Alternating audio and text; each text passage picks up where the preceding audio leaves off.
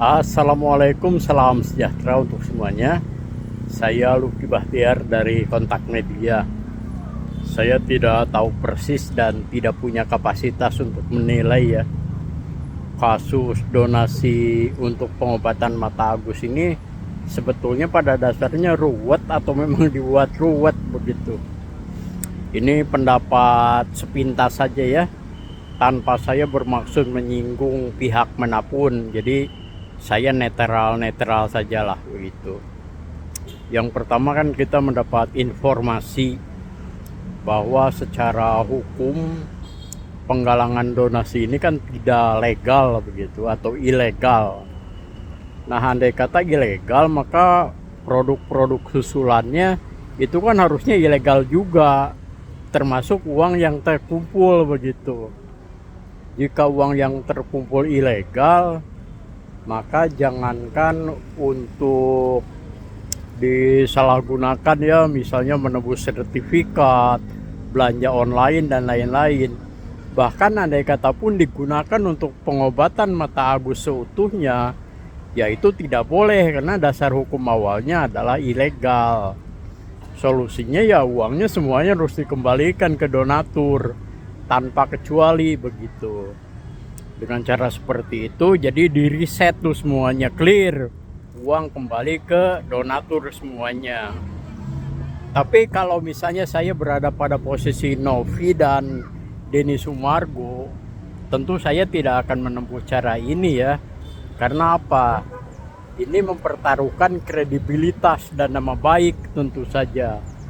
Kalau hanya sekedar menempuh cara ilegal kemudian duitnya balik lagi, ya begitu ya, kredibilitasnya tentu turun nanti di mata masyarakat.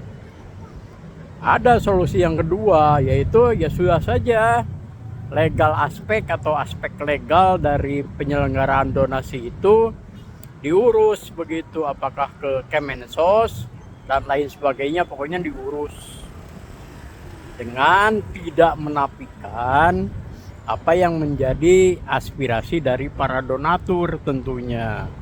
Nah, ketika mengurus perizinan itu judulnya harus dibuat universal, bukan lagi untuk sekedar pengobatan mata Agus, tetapi mengambil judul yang lebih luas ya, misalnya donasi untuk kemanusiaan atau donasi sosial kemanusiaan, sehingga apapun itu bisa masuk, untuk bencana banjir misalnya, untuk pengobatan mata Agus dan lain-lain.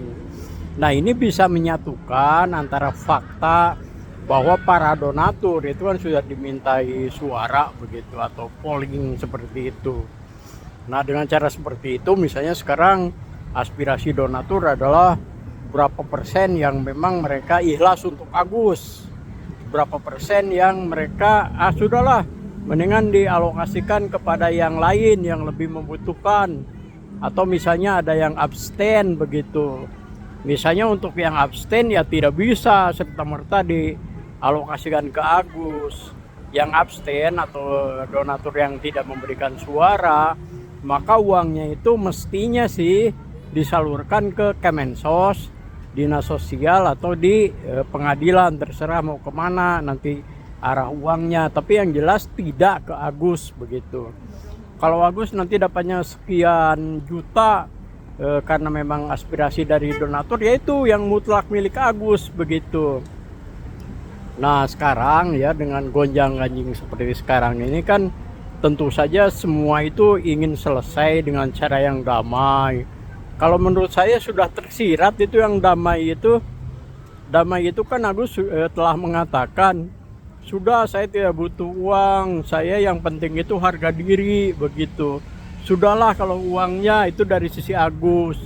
Nah, kalau dari sisi donatur itu kan hanya sedikit saja ya yang menjelaskan untuk Agus. Banyaknya itu untuk yang lain. Klop kan, ketemu.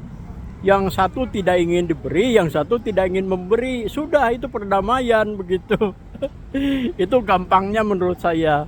Jadi saya tidak ingin menggampang-gampangkan perkara, tapi juga tidak ingin menyulit-nyulitkan perkara di dalam berpendapat itu ya. Jadi apa adanya saja begitu. Nah, ini juga mungkin menjadi bahan pembelajaran bagi kita semua yang berniat untuk melakukan open donasi begitu, tentu saja yang namanya aspek legal itu diurus terlebih dahulu. Kemudian klausul-klausul perjanjian antara yang memberikan donasi atau perantara ya, penyelenggara donasi dengan para donatur, itu juga dengan pihak yang diberi ya, itu harus jelas, harus tegas batas-batasnya. Jadi jangan sampai ada penyangkalan ya, misalnya Agus menyangkal nih, karena saya tidak diberitahu, saya tidak dinasehati, uangnya harus begini, harus begitu.